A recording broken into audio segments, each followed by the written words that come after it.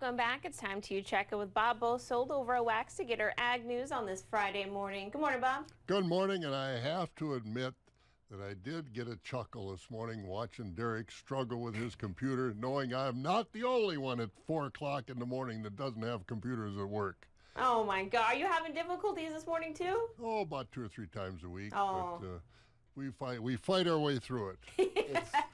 Thank goodness we're on the radio and you can't see how much problem we have. But poor Derek with no graphics, that's tough. Hey, he was using the weather app on his computer. App. You know, people at home can just follow along. Exactly. You know, Bob. Oh yeah, we do the same thing. Yeah. We got no problem.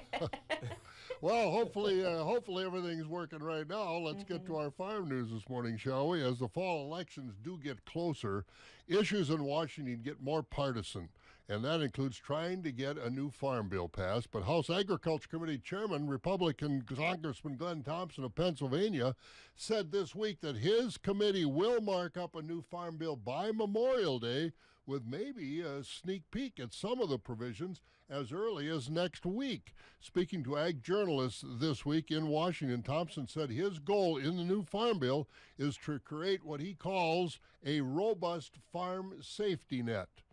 Thompson reports on the Data Transmission Network said that Thompson wants no cuts for current users of SNAP, that's the food stamp program, and he won't call for funding cuts in SNAP or the Inflation Reduction Act to fund that farm safety net. It also looks like the Republican-led committee will also call for an increase in the reference prices for crops in the new farm bill, and Senate agriculture leaders say they will wait to see the House's bill before they put their bill forward. But many observers in Congress think that with these elections coming in the fall, it's unlikely a new farm bill will be passed this year.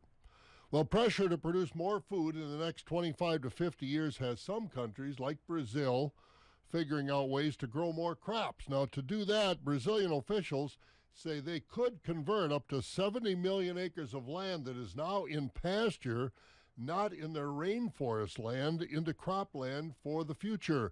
That would be a 35% increase in land used for growing crops in Brazil currently.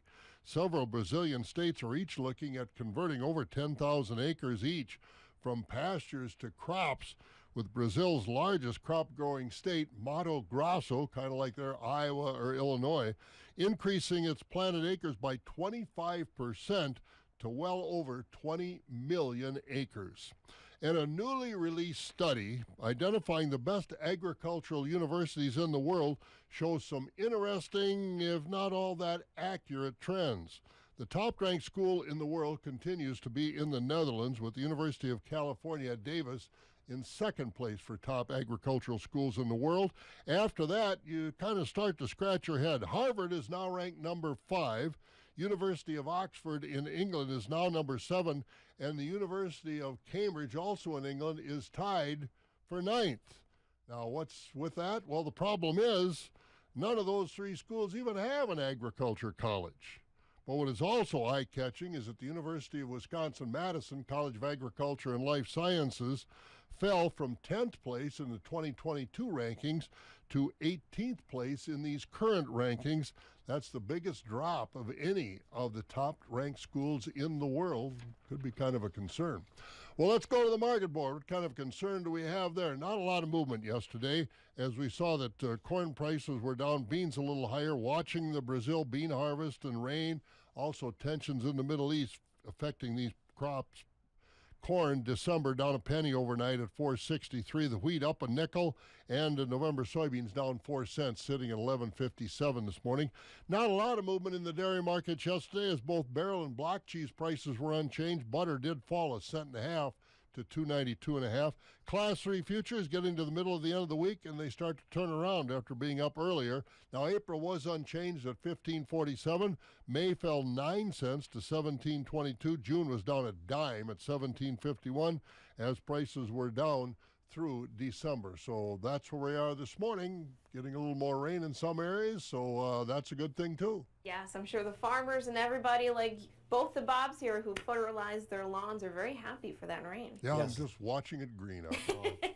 Mr. Bosold motivated me the other day. There you go. Well, I got more to do, so I'll report on that too. Have a good one, you guys. Yeah, see you, Bob.